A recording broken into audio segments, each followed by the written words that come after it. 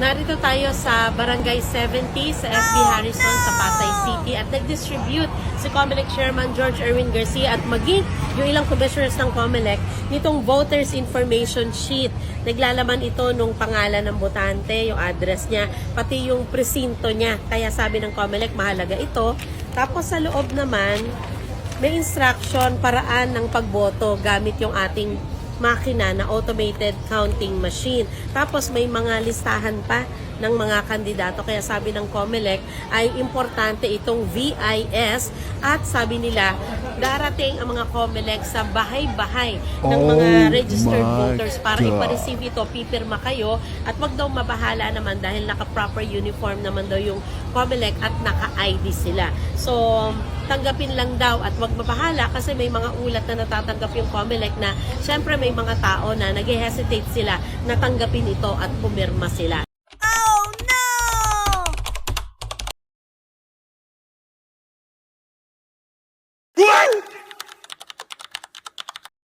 Nabuking na nga si COMELEC Chairman George Garcia sa plano nitong pandaraya sa midterm election ngayong Mayo matapos nitong kasuhan ang isang IT expert at isang abogado na si Attorney Harold Respicio dahil sa kanyang isiniwalat na madalian niyang mahak ang vote counting machines ng COMELEC. Imbis na makipagtulungang ayusin ang kahinaan ng sistema ng naturang tanggapan, ay ginigipit pa ang mga concerned netizens na nag-expose na malaki talaga ang posibilidad na madaya na naman ang parating na halalan.